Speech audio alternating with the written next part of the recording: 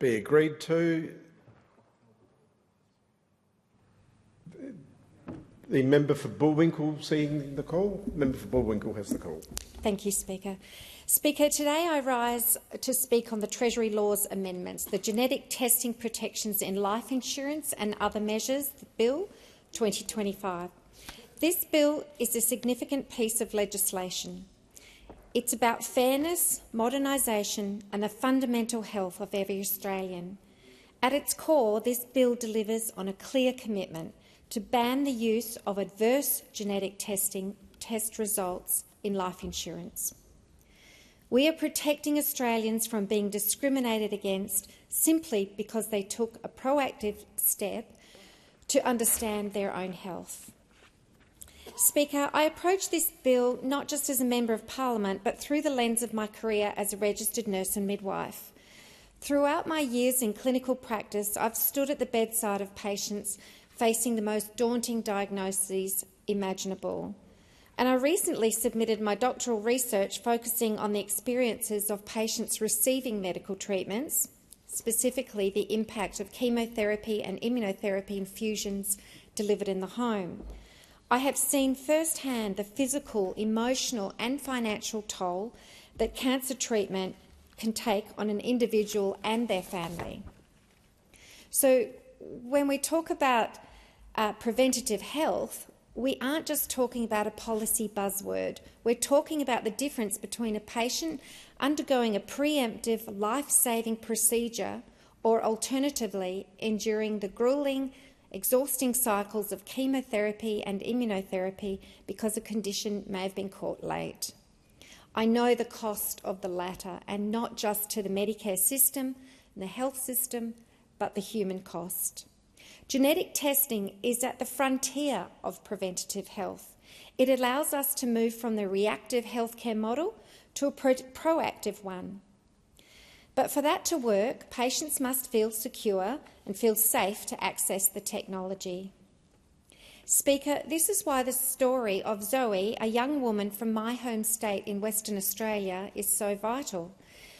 Zoe's mother was diagnosed with stage 3 breast cancer at only 39 years of age and passed away only 18 months thereafter. Zoe, knowing her family history, did the responsible thing. She sought a DNA test through the public system, but unfortunately did not qualify under the rigid criteria. However, she was selected for a DNA screen trial, a groundbreaking initiative led by Monash University. That trial confirmed that she did indeed carry the high-risk breast cancer gene. Armed with that knowledge, Zoe underwent a double mastectomy. She took control, she prevented the experience that her mother suffered, and she probably saved her own life. But, Speaker, here is the tragedy. Many Australians in Zoe's position choose not to take that test. And it's not because they're afraid of the needle, they're afraid of the insurance company. Their fear is that a positive result will mean that they can never get a mortgage, never protect their children's future, or be priced out of peace of mind that life insurance provides. And as a nurse, it breaks my heart to think that a patient would decline a life-saving map of their own DNA because of a corporate profit margin. This bill ends that fear. Schedule 1, ending genetic discrimination. For too long, a shadow has hung over the consultation rooms of genetic counsellors and the laboratories of our great medical research institutions. And that shadow is the fear of not being eligible for life insurance. Under the current framework, vulnerable Australians have been faced with a difficult choice.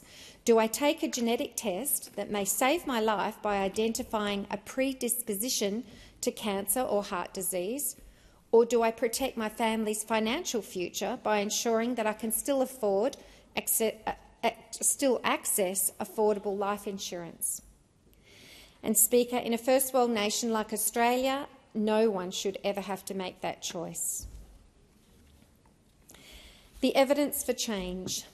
Treasury's analysis on this matter is clinical and it's clear. The status quo is failing. People are holding back from essential testing. They are delaying life-saving screenings, and they are even withdrawing from groundbreaking medical research because they're terrified of being penalised by the insurer for a bad result. And when people avoid testing, we lose the chance for early intervention. We lose the chance for prevention. And when people avoid research, our scientific progress stalls. This government is stepping in to ensure that the system works for people, not against them. So how does the ban work? Schedule 1 implements the government's decision to ban life insurers from using genetic testing results to inform the offer or terms of their cover. We are amending the Insurance Contracts Act 1984 and the Disability Discrimination Act of 1992 to ensure that our laws keep pace with modern science. This ban is robust and fair.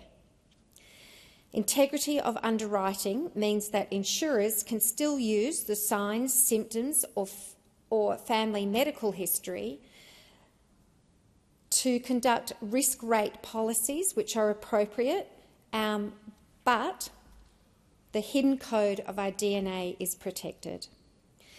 Patients can still volunteer results if it helps them, for example, if they do not carry the family mutation.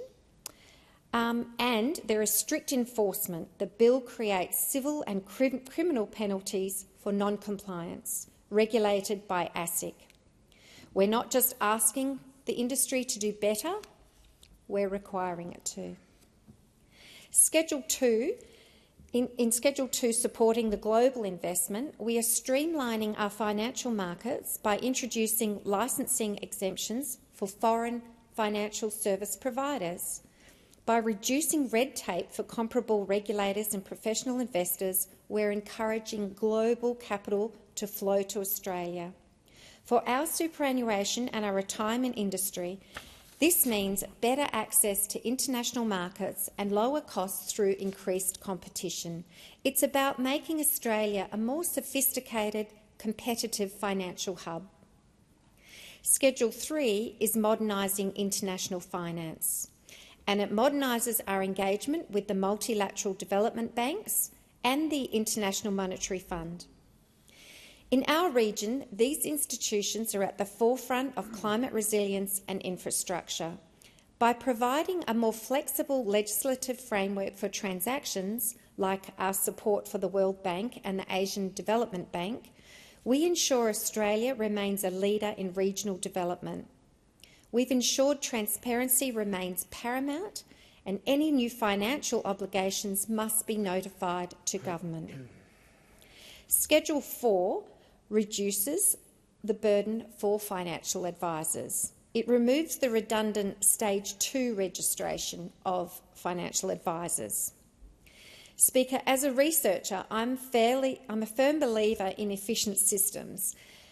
We already have a functioning disciplinary system forcing individual advisors to register annually with ASIC, and this would add another unnecessary administrative burden and cost. We want advisors focused on helping Australians plan for their future, not navigating bureaucratic hurdles that offer no additional consumer protection. Speaker, in conclusion, it's people over products. As a nurse, I've always believed that prevention is better than cure. As a PhD candidate, I understand the data tells us the same thing. And as the member for Bullwinkel, I know my community expects us to put health ahead of insurance industry loopholes. For 10 years, those opposite ignored the genetic underclass. They allowed this system to persist where Australians were punished for being proactive about their health. And this Labor Albanese government is fixing that. We're telling every Australian, your DNA belongs to you, not your insurer. We are choosing science, we are choosing prevention, and we are choosing people. I commend this bill to the House.